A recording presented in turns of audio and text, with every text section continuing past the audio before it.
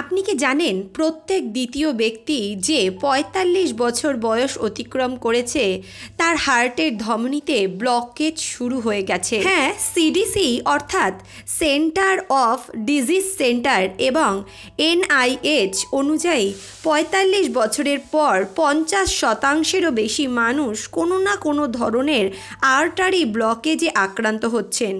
সবথেকে চিন্তার বিষয় হলো এদের বেশিরভাগ মানুষই জানেন না যে তারা এই সমস্যায় ভুগছেন। গবেষণা বলছে শুধু ভারতের প্রতি বছর লক্ষ লক্ষ মানুষ হার্টের রোগে মারা যাচ্ছেন। এর ভয়াবহতা এতটাই বেড়ে গেছে যে বোঝার জন্য শুধু এইটুকুনি তথ্যই যথেষ্ট।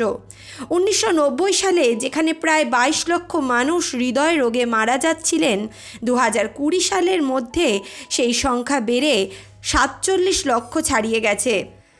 আর 2025 সালের মধ্যে সেই সংখ্যা কত হবে সেটা হয়তো ঈশ্বরই জানেন। তবে আশার খবর হলো যদি আপনি নিচে উল্লেখযোগ্য এই 9টি লক্ষণ সময় মতো চিনতে পারেন তাহলে আপনি আপনার হার্টের ব্লকেজকে রিভার্স করতে পারেন এবং নিজের হার্টকে সুরক্ষিত রাখতে পারেন। এই ভিডিওতে আমি আপনাদের সেই 9টি পরিষ্কার সংকেত বোঝাবো যা আপনার শরীর আপনাকে ঘরে বসেই বিনা খরচায় জানাচ্ছে। সাথে আপনি এটাও জানতে পারবেন কিভাবে সেগুলো থেকে আপনারা রক্ষা পেতে পারেন, অর্থাৎ কিভাবে আপনারা এই হার্টের ব্লকেজ থেকে নিজেদেরকে রক্ষা করতে পারবেন। ফ্র্যাঙ্ক সাইন 1970 সালে ডক্টর স্যান্ডার্স ফ্র্যাঙ্ক জানান, কানের লতির ওপরে যদি তির্যকভাবে একটি রেখা থাকে তাহলে সেটা হার্ট ডিজিজের ঝুঁকি নির্দেশ করে। এটা খুব কম মানুষই জানেন। যদি এই থ্রিজ আপনি নিজের কানে দেখেন তাহলে সতর্ক হন। দ্বিতীয়ত, পায়ের লোম ঝরে যাওয়া বা কমে যাওয়া। যদি পায়ের আঙুল বা পায়ের পেছনের দিকে লোম হঠাৎ করে পড়ে যেতে থাকে বা কমে যেতে থাকে বা পড়ে যাওয়ার পরে আর নতুন করে সেগুলো না ওঠে তাহলে এটি পেরিফেরাল আর্টারি ডিজিজের লক্ষণ।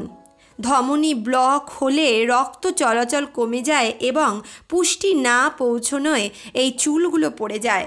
তৃতীয়ত, নখের ধীর বৃদ্ধি।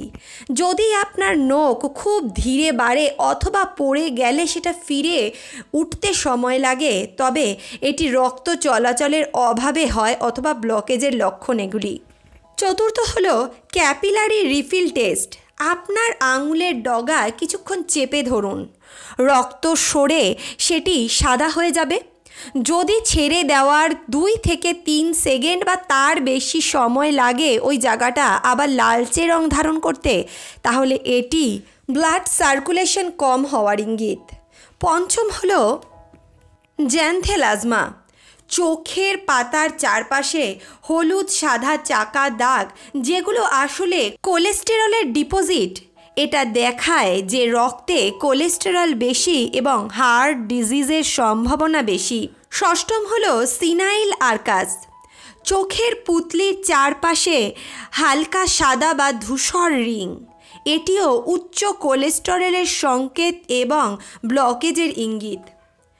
সপ্তমত, ঠান্ডা হাত পা ও নীলাভ রং। রক্ত না পৌঁছলে হাত পা ঠান্ডা ও নীলাভ বেগুনি রঙের রূপ ধারণ করে, একে বলা হয় সায়ানোসিস। অষ্টমত, পায়ের ফোলাভাব। পায়ে যদি চাপ দিলে গর্ত পড়ে এবং সেটি কিছুক্ষণ থাকে তাহলে হার্ট ঠিকভাবে রক্ত পাম্প করতে পারছে না, এটা তারই সংকেত। নবম হলো শিরা ফুলে যাওয়া ও ত্বক পাতলা হওয়া। পায়ের শিরা যদি ফুলে ওঠে এবং ত্বক পাতলা হয়ে যায়, সহজেই ক্ষত হয় এবং ক্ষত সারতে সময় লাগে তবে তা রক্ত চলাচলের দুর্বলতার লক্ষণ। কিন্তু গুরুত্বপূর্ণ ভেতরের কিছু লক্ষণও আছে যেগুলো চোখে দেখা যায় না তবে অনুভব করা যায়। শুয়ে পা তুলতে ব্যথা লাগে কিন্তু পা নামিয়ে রাখলে আরাম লাগে। হাঁটলে পায়ের পেশি ব্যথা হয়। পায়ের পেশিতে একটা হেভিনেস টাইটনেস অনুভব হয়। হালকা হাঁটলেও অথবা সিঁড়ি চড়ে ওপরে উঠলে দম যেন বন্ধ হয়ে আসে। কাশি বা সর্দির সাথে সাদা বা গোলাপি রঙের কফ আসা। শুয়ে থাকলে শ্বাস নিতে কষ্ট হওয়া, তখন বালিশ উঁচু করে ঘুমাতে হয়, বারে বারে প্রস্রাব হওয়া, বুকে ভারী লাগা, চাপ বা ব্যথা অনুভব হওয়া। কি করবেন এখন?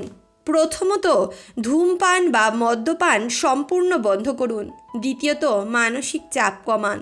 তৃতীয়ত, নিয়মিত ব্যায়াম করুন। সপ্তাহে 2 দিন স্ট্রেংথ ট্রেনিং নিন আর 2 দিন কার্ডিও করুন।